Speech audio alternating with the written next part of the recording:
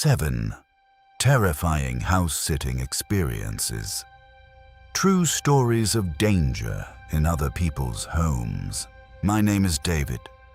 I'm in my early 30s now, and I need to tell you about something that's become a dark fascination of mine over the past decade. House-sitting.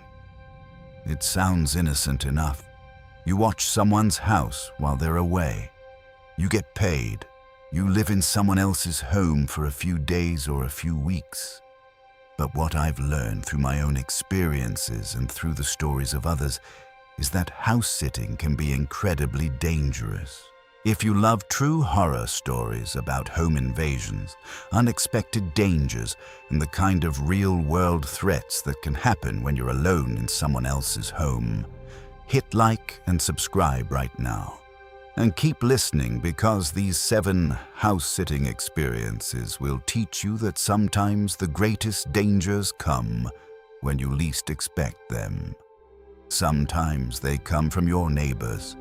Sometimes they come from strangers.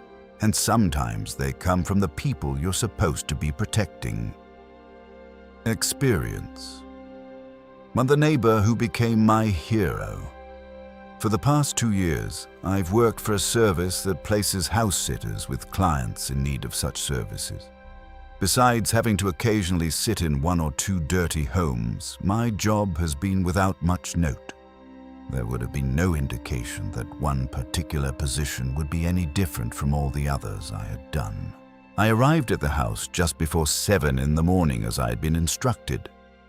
My clients were a young couple with 1 child. They were heading out on their first family getaway since the pandemic began. The father left me with a few last-minute instructions about feeding the cat, watering the plants, and bringing in the mail. Then they were on their way. The house itself was a nice 2-story structure that you often see in the more affluent areas of the country. Not my most posh assignment by far, but very comfortable nonetheless. I unpacked my things in the guest bedroom and made myself familiar with the home's layout. The kitchen was on the first floor. The living room overlooked a quiet suburban street. Upstairs, there were 3 bedrooms and a master bath. From the look of things, my stay would be a quiet one. I expected to spend my time as I usually do, watching a film or 2 on streaming services, catching up on my YouTube subscriptions, maybe reading a book I'd been meaning to get to. For the first 3 days, everything played out exactly as I had planned. The house was peaceful. The cat was friendly. The neighborhood seemed safe and secure. It would be the 4th day that would test me in a way I never thought possible. When I rose from bed that Sunday, the sun was just beginning to peek over the trees. I prefer to awake early when I am working, just in case someone needs to drop by. My livelihood relies on my good reputation, and people do talk after all. Just after 7 o'clock, I sat down to do some paperwork and heard a knock at the door. I answered, and a tall, muscular, older man introduced himself as Chris. He was the neighbor directly across the street. He proceeded to warn me about a recent string of home invasions happening in the city. Although there had been no indication that these criminals had designs on this specific neighborhood, he felt it was necessary to let me know. I assumed it was to keep my eyes open and stay safe. We spoke for a few more minutes before he said goodbye, and I returned to my work. This news was somewhat concerning, but I felt safe. The family surely would have warned me if there had been a real threat. I assumed that Chris was being overly cautious and tried to put it out of my mind. The remainder of my afternoon was spent in front of the television, a pastime I seem to enjoy more and more as I age. At around 5 o'clock in the evening, I decided it might be time to make dinner. There were several large frozen meals available, so I heated one in the microwave. Just as I was sitting down to eat, a knocking came at the door. For the second time, Chris was there to warn me. Only this time he insisted he had noticed an SUV with dark-tinted windows driving around the neighborhood. They had passed down the street several times. He seemed genuinely concerned. I was kind and didn't laugh in his face, but I wanted to. I thanked him, and we went our separate ways once again. I now knew who he was.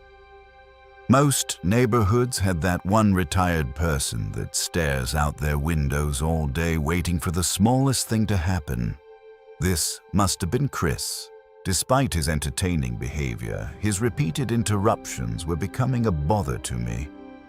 I thought to myself that I was fortunate enough to avoid any further interactions with him for the remainder of the day. I slept and rose again just before dawn.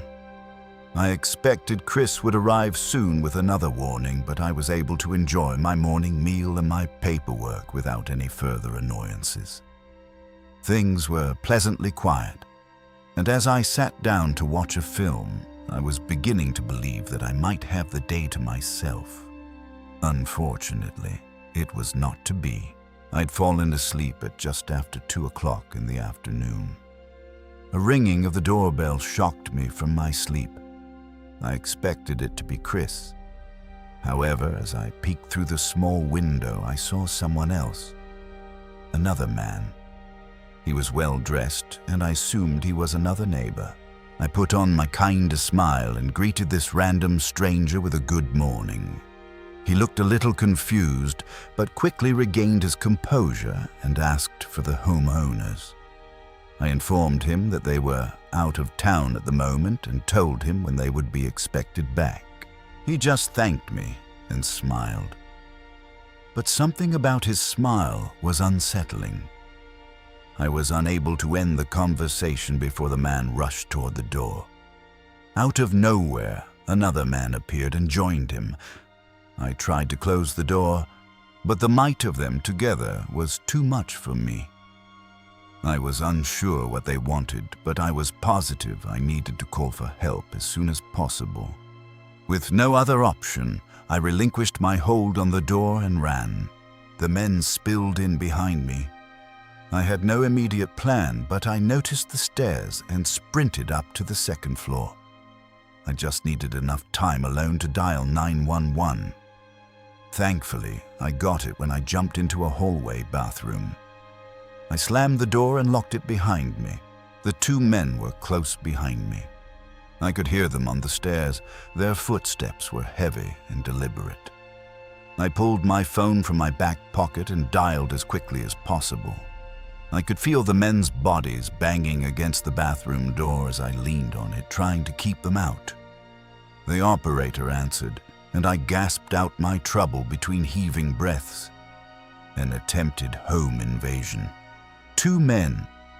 I gave the address and my location within the house. And then suddenly, the banging stopped. A loud yelling and rumbling replaced it. Then I heard what sounded like a group of people running down the stairs. Everything went silent after that. The operator continued to talk to me. I put my ear to the door, and there was nothing for almost a minute. Then a faint voice said my name.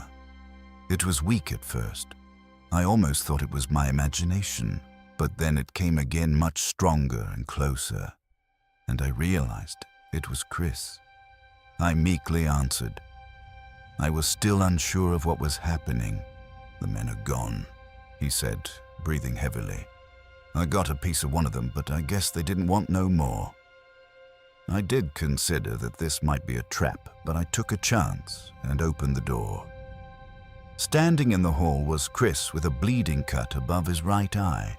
He had a big grin across his face, and I got the impression he'd enjoyed his brief fight with the home invaders. We exchanged "Are you okays?" and I thanked him for arriving when he did. I meant it this time. This man had potentially saved my life. We met the police at the door, and they were amazed at what had transpired. Chris had been watching the suspicious SUV all day. When he saw them approach the house, he knew something was wrong. He didn't hesitate. He came running over, and when he saw the men forcing their way inside, he intervened without hesitation. The paramedics wanted to fuss over Chris's cut, but he refused care. We spent an hour giving statements to the police. When all was said and done, I had to admit I owed Chris a lot. Perhaps even my life. After the officers had gone, he wished me luck and returned home. It wouldn't be until I was alone that the seriousness of it all hit me. I spent the evening curled up in a ball on the couch and stayed there until the following morning. I was still quite shaken up, but I was alive. Chris and I would never speak again after that day, other than the occasional smile and wave when I visited the mailbox. Experience 2. The angry woman at the door. I had an exceptionally upsetting incident on my third official house-sitting job. To help you understand why it affected me so much, I should probably tell you a bit about myself first. I grew up in a single-parent home. My mom has always been a loving and understanding parent, but I think she felt pressure to find a new husband. My dad left us soon after I was born. She began dating almost immediately. This pressure caused her to make a lot of bad choices with men. She did the bar scene constantly, bringing home a new man regularly. Some would stay for a while, but not for long. She never seemed to understand that you don't find a husband in a place like that. Every relationship inevitably broke down into arguments and fighting. On more than one occasion, the fights got physical on both sides. My mom's love of wine did a lot to inflame tensions, and because of this constant state of chaos, I became a people pleaser who hated confrontation. It's the big reason behind my panic attacks. I've worked a lot on my assertiveness, but I sometimes fall back into my old habits. My story starts in 2015. I was bouncing from job to job. I'd been having a hard time finding something in my degree field. A friend had recently become a house sitter and made it sound fun. She said it was like a permanent vacation, and I desperately needed one of those. She gave me a quick course on the ins and outs of the job and helped me land my first client. I was a ball of nerves, but I got through it. The second client went much smoother. It would be the third that would make me think twice about doing this long term. It was now mid-2016. I answered an ad asking for someone to sit a house a few hours away. This would be my first long-distance gig, and I didn't want to mess it up. I made a list of questions and showed them to my friend. She suggested a few changes, and I called the number. The homeowner and I made an appointment for me to view the property. I quickly made arrangements and drove up to meet him. He was a businessman needing to leave town on short notice. My job would be to accept packages and mail, but most importantly, to look after his dog. The dog's name was Bart. He was a St. Bernard mix. When we first met, Bart didn't appear very interested in anything. He sniffed me once and returned to his bed. It all seemed simple enough. I asked a few questions, and at the end of the appointment, we both decided that I'd be perfect for the job. I checked into my hotel for the night and returned the following morning. My stay would be for 3 full nights. I was looking forward to relaxing and maybe even playing with Bart. That afternoon, I tried to do just that. Bart wasn't interested in playing, though. Instead, we lounged together on the patio. It was a beautiful sunny day. The slow, cool breeze in the shade made it feel like paradise. The home's slightly remote location allowed for a wonderfully peaceful environment. I felt calmer than I had in a very long time. Bart and I took a brief nap before going back inside for dinner. I ordered a pizza and cheesy bread. Afterwards, I opened a pint of ice cream I'd bought for such an occasion and parked myself in front of the television. Bart was proving to be just as easy to handle as I had hoped. He joined me on the couch and we watched a movie on Netflix. We had completed a little less than half of it before the doorbell began ringing. This wasn't your normal ringing, though. The person was pushing the button over and over again. It was now well after 5 o'clock in the evening, and I wasn't aware of anyone visiting that late. I did briefly consider not answering it, but the incessant ringing made me think someone might need help. I walked to the door cautiously. The woman I encountered on the opposite side of the door had very aggressive body language. She didn't give me a chance to say one word before she tore into me. She demanded to speak to the homeowner. I told her he was out of town on business. It didn't seem wise to let her know when he was expected to return. She didn't appear to believe me. As she spoke, she grew louder and became visibly angrier. I could feel myself getting increasingly nervous. I did all I could to convince her that I was telling the truth.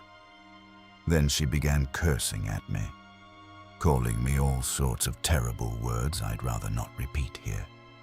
She had convinced herself that I was the homeowner's new girlfriend. I hadn't noticed until just then, but Bart had walked up behind me. As she became more enraged, he grew more aggressive. The scene quickly became a cacophony of yelling and barking. Bart's booming bark echoed through the hallway. It looked like he would attack her at any moment. I could feel a panic attack was on the way. I was completely overwhelmed by all of it.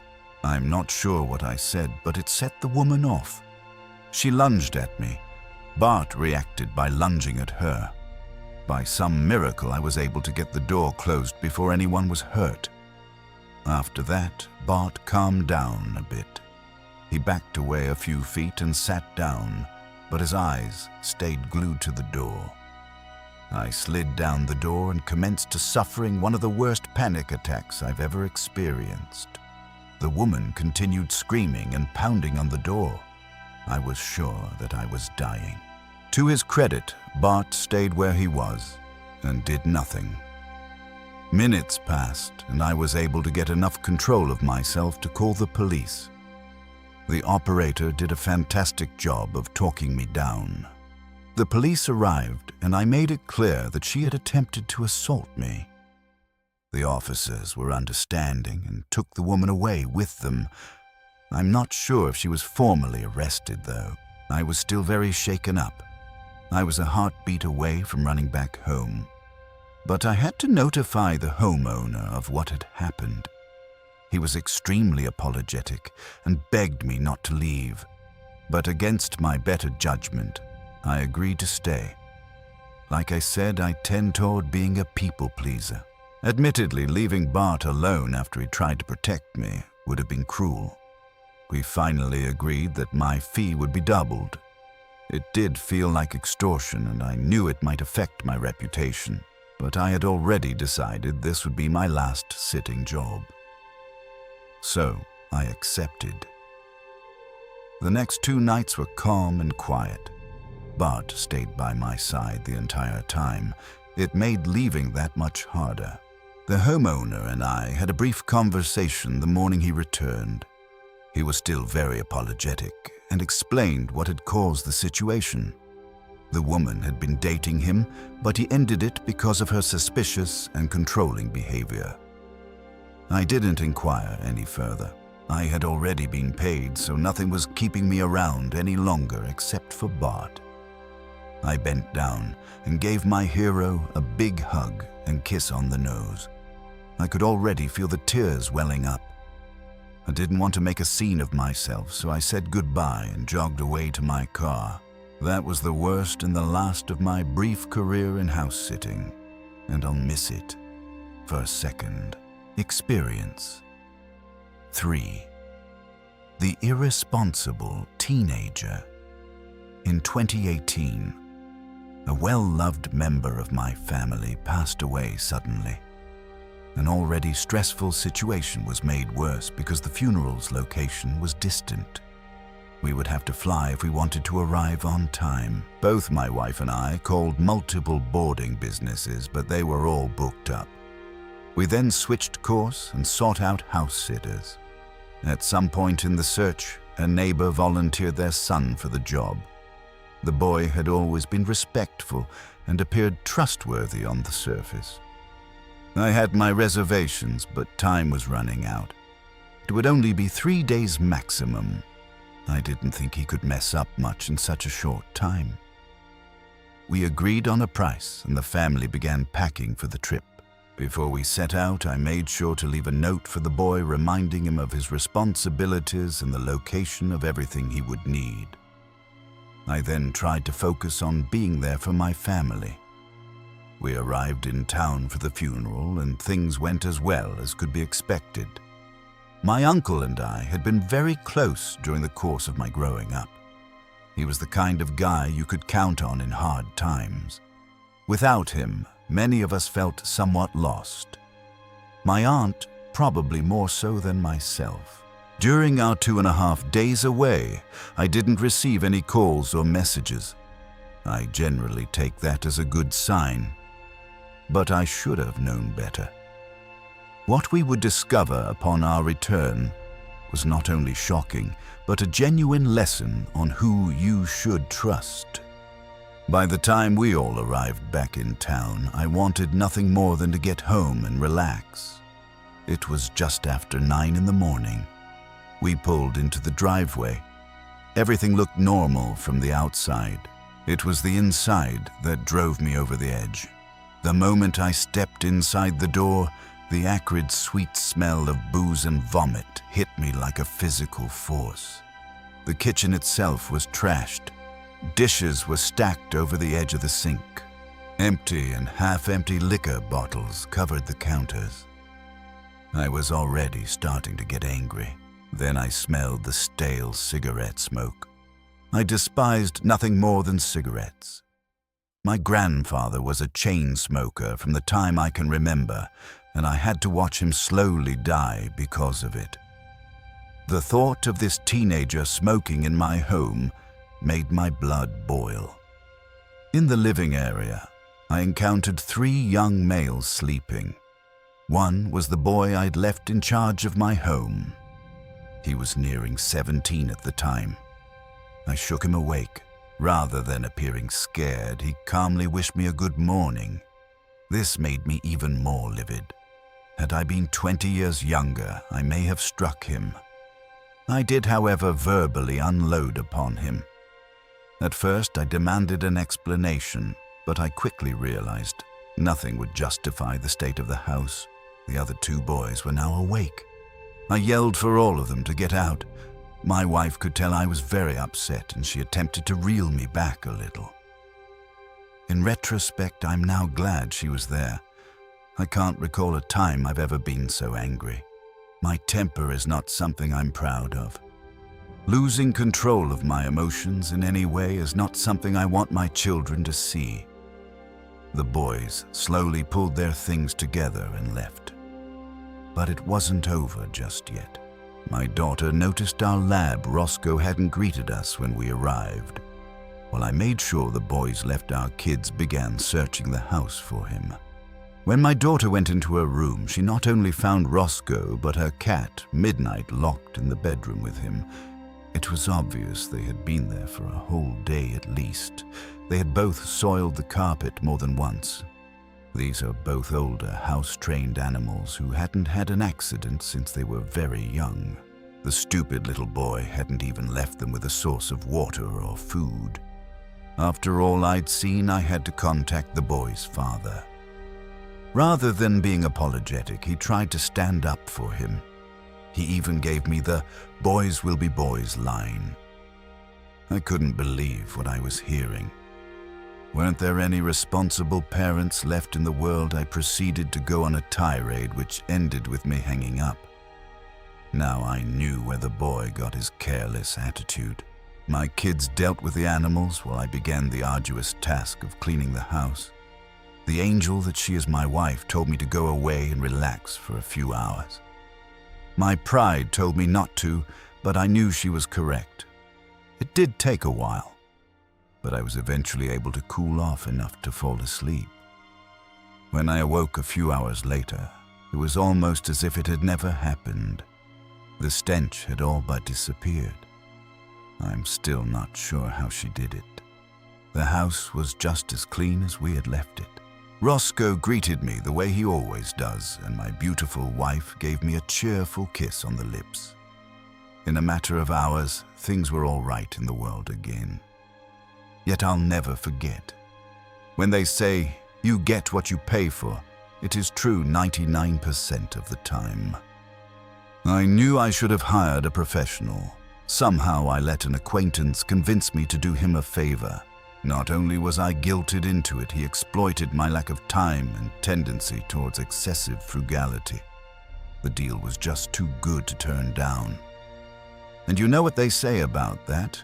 The one lesson I'm hoping to teach everyone who reads this: listen to your instincts. They exist for a reason. We as animals, or whatever, learn from experiences and they inform our future actions. And I'll include one more, as it may be more important than the other: hire professionals whenever possible. They usually know what they're doing, and if they aren't trustworthy, they don't tend to last too long in the business. Don't let your friends or family hook you up with a deal or tell you they're just as good. Learn from my mistake. No one ever regrets hiring the right person for the job. Experience. 4. The dog attack that changed everything. When my husband took early retirement in 2002, we started planning a new chapter of our life together. We both had always loved to travel, so that summer, the two of us began planning a vacation. Somehow we stumbled upon house sitting. A whole new world was open to us. On the surface, it sounded amazing. Getting paid to travel and live in a new place each time struck me as heaven. We were both animal lovers too. Taking care of pets seemed to be a big part of the job, so we knew the job had to be made for us. After scouring the internet for related blogs and trading messages with a few people already in the business, we chose to take the plunge. I signed up with an nearby company that places sitters. Our first year was a roller coaster of highs and lows. 1 or 2 houses were disgusting. We even had a terrible experience with an angry neighbor. The job I'm about to share was the most traumatic by far. I'd be ill for a good part of 2004, and my husband had to stay with me. When I was finally able to go back to work, we began taking on a heavy workload.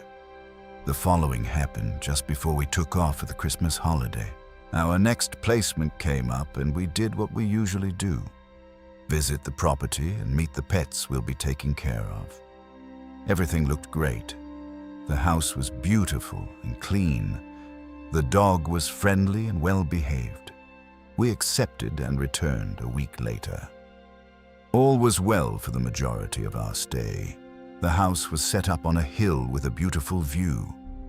We'd spend our evenings out on the deck watching the sunset. It was one of the best jobs we'd had to date. Then it all went south in the blink of an eye. One sunny afternoon, we decided to take our furry little host on a walk. The weather had been unseasonably warm and it seemed the perfect day for it. About 15 minutes into our journey, we came upon a neighborhood at the base of the hill. The houses all looked nice. Some had been decorated for the coming holiday. We had no reason to suspect anything bad would happen.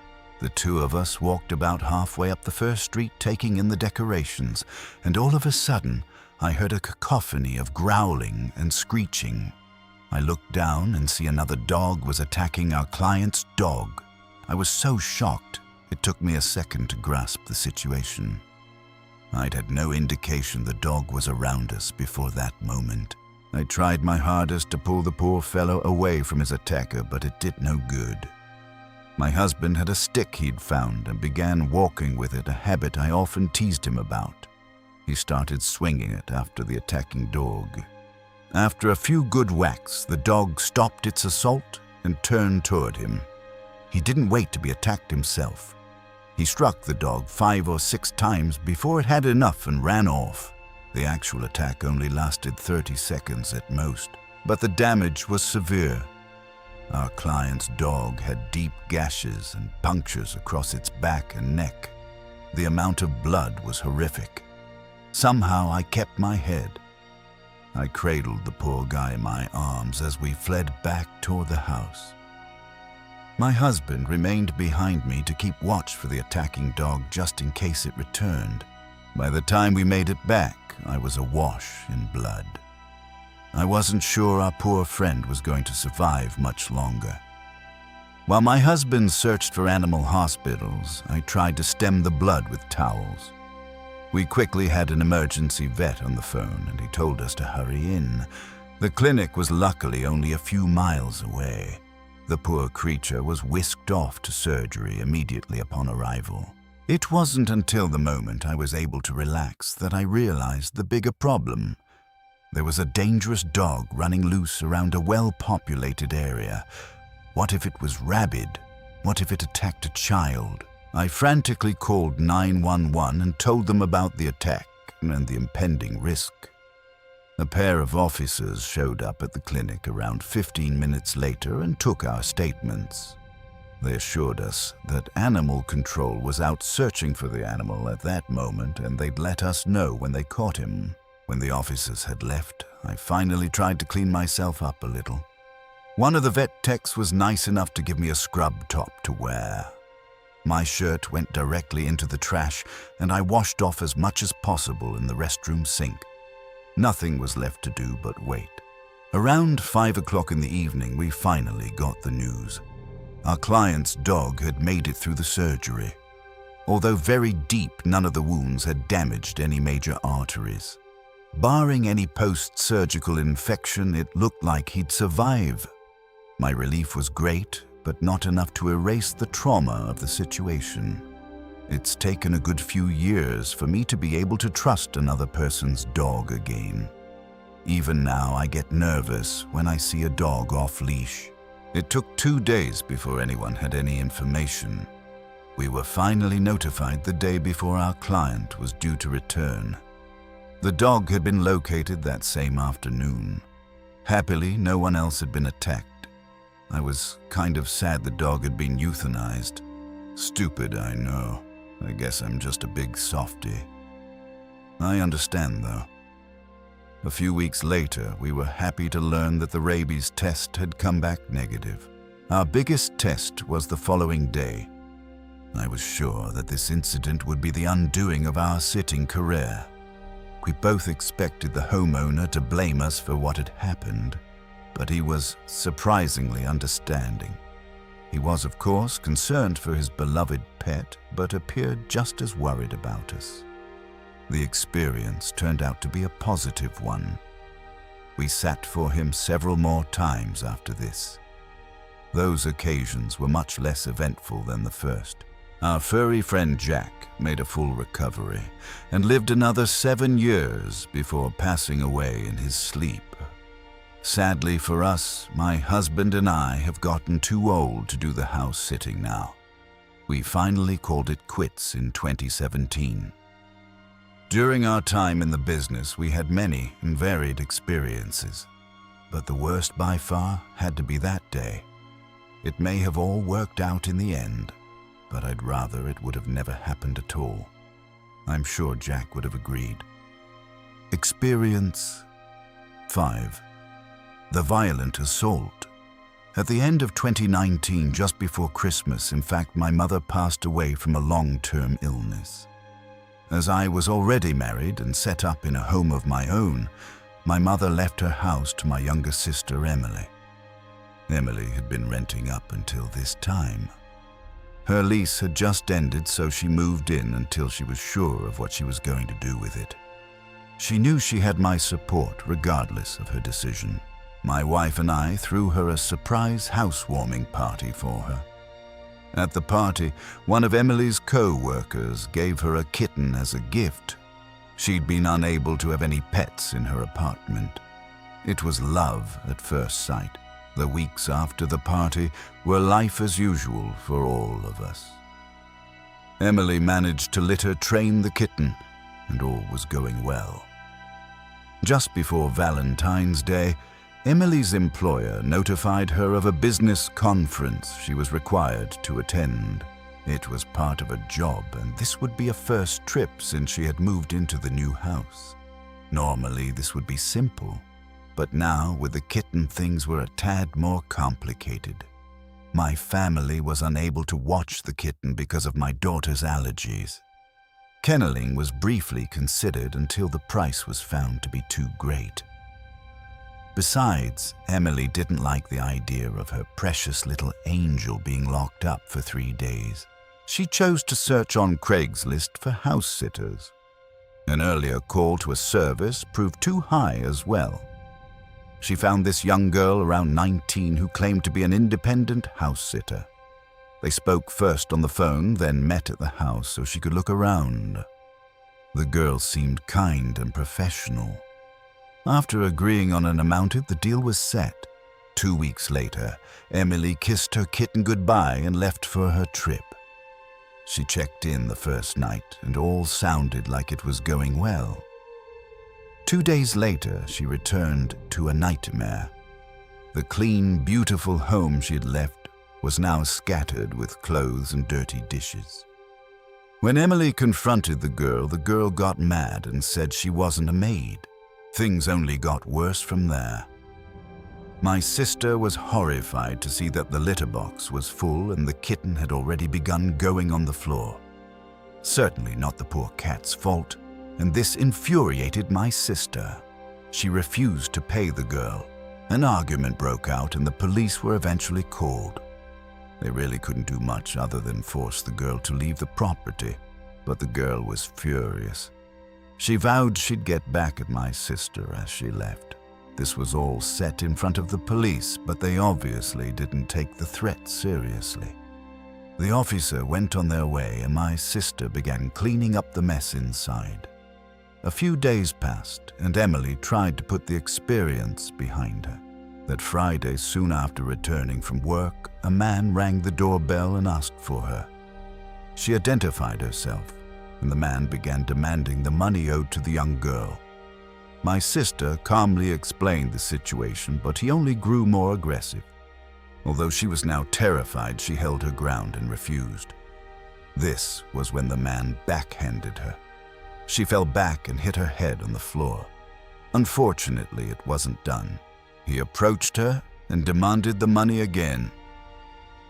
My sister, who was clearly concussed, didn't answer, so he punched her unconscious.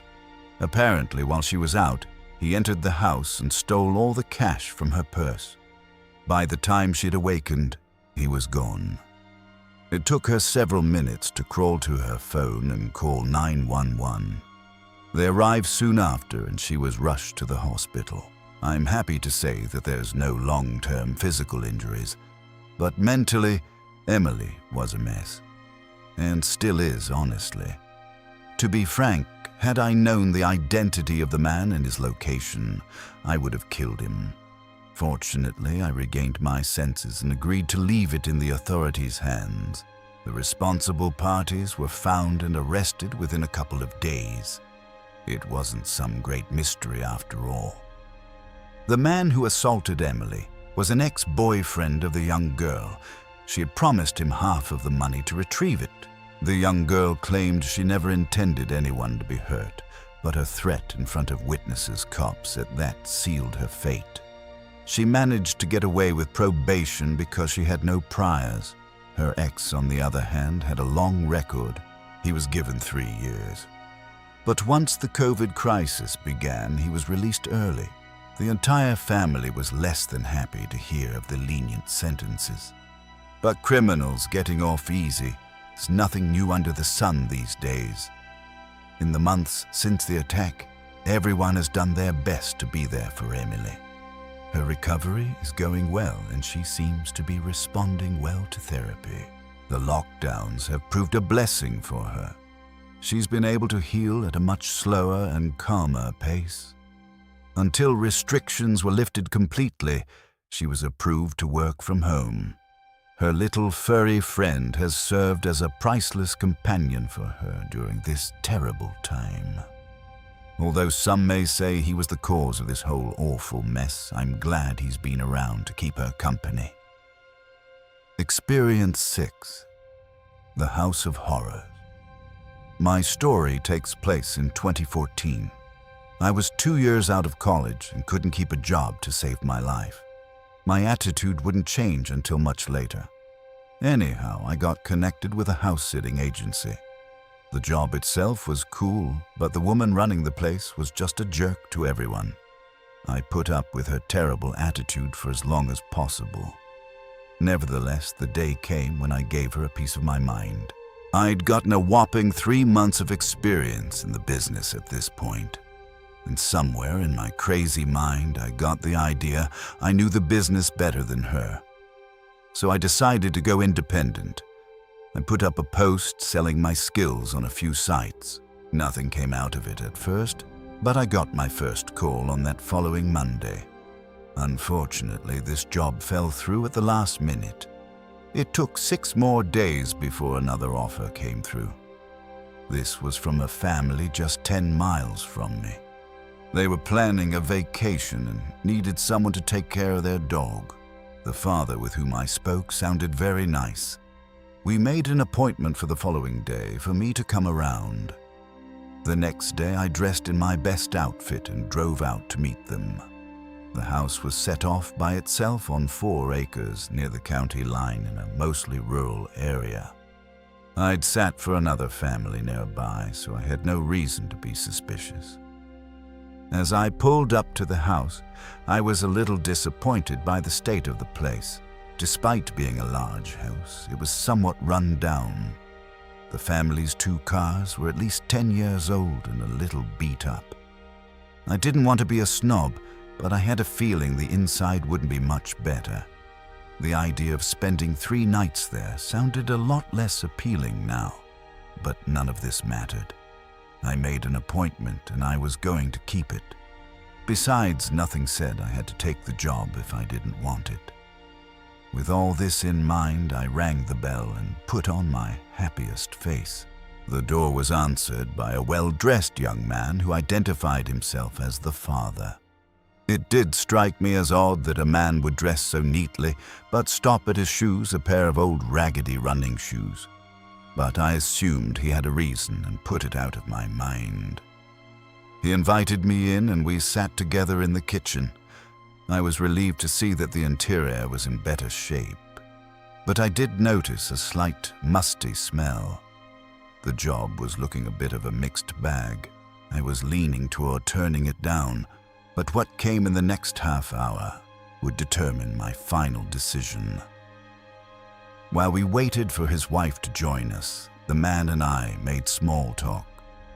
I was told she was putting the kids down for a nap and would be just a moment. I could hear movement down the hall. There was no indication that he was lying.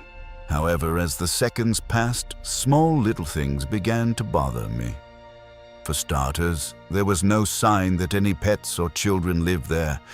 No toys laying around. No sippy cups. No water bowls or dog beds. The closer I looked, the less it looked like anyone lived there at all. Yet it was fully furnished. But no dishes sat on the counters. No appliances ran in the background. I began to feel a slight unease. Something was telling me to get out while I still could. This is when I noticed his fingernails. Why would a man who seemed to care so much about his appearance have such dirty fingernails? Strike 2. This is a mid-level office worker, if I had to guess. He would certainly not be doing manual labor. Even if he had a hobby like woodworking, wouldn't he bother to at least clean under his nails? I'm well aware of how stupid this all sounds. But put it together with all the other things I'd noticed. My instincts were telling me to leave. I knew if something was wrong, I needed to play it cool. As calmly as I could, I said I had forgotten something in my car. I'd go out and grab it, then return in just a moment. I smiled and stood up. As I turned to walk away, the man grabbed my wrist and held me. Strike 3. This was all the proof I needed. My heart began to pound. He looked at me and spoke through gritted teeth. "You're not going anywhere, honey." All the kindness had left his voice. The true face now stared coldly back at me. Panic surged through every inch of my body. I knew I wasn't going to leave this place the same person I was when I entered. That is if I ever left at all. I noticed his eyes jumping back and forth from me to the hall. He appeared nervous. Perhaps his partner or partners were being detained by something. All I knew was that I had to get away before they arrived. I waited until he looked toward the hall again and took my chance. I yanked my arm away as hard as I could. His temporary lack of focus gave me just enough advantage to break free. I ran straight for the front door. I had wisely worn flats instead of my usual heels. This decision was the thing that allowed me to get away. And no sooner had I broken free, my captor yelled out to his accomplices. Why he hadn't called them until now still eludes me. Not bothering to lock my car door was another choice I'd made that would ultimately benefit me. The distance, although just a few feet from the door to my car, seemed like miles. I made it into my car and was able to lock the door before they could reach me. It wasn't until I was in the midst of struggling with my keys that I saw the second of the men. While I struggled to get my car started, my now 2 assailants banged on the car and pulled at the door handle. The second man was much larger than the other. There was no way I would have gotten away from him. I did finally get the car going and sped away from the property. It was the first time I could recall taking a breath and proceeding 5 minutes down the highway. As I sped down the road, I called 911 to report my near abduction. I wasn't sure if my attackers were still pursuing me or not. Instead of heading home, I made for the nearest police station. I didn't dare let my guard down until I was safely inside the building and speaking to an officer. I quickly repeated my incident to the cop. He filed a report while we waited to hear from the patrol cars that had been sent to the house. It wasn't a shock to hear that the men had fled. What did shock me was what the officers discovered in the master bedroom. The report stated the following, but I will be paraphrasing. When officers arrived at the largest bedroom of the home, they discovered it had been stripped bare of furniture. In place of the furniture, the walls and floors had been covered in multiple layers of what looked to be contractors' plastic sheeting. What purpose the assailants had in mind for the room can only be guessed at this time. I still tear up at the thought of what awaited me in that room.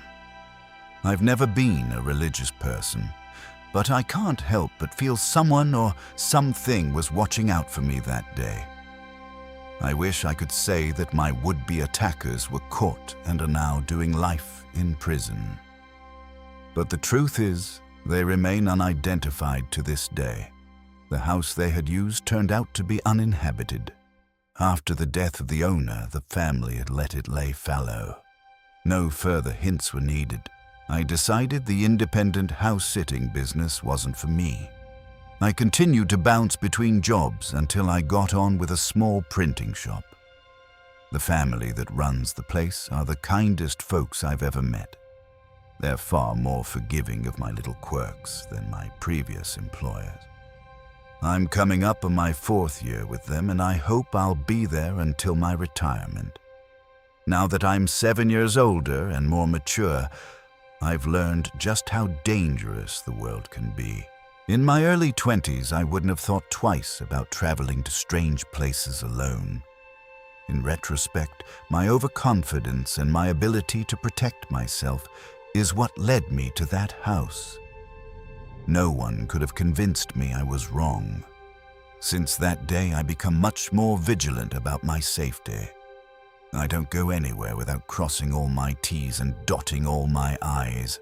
By far, the most important thing I do is listen to my instincts. They are what saved me that day. And don't worry about offending someone if you feel you may be in danger. We have these senses for a reason. Please pay them close attention and be careful. Conclusion. These 7 experiences have taught me valuable lessons about house-sitting, about trust, and about the real dangers that exist in the world. Not every house-sitter will encounter home invaders.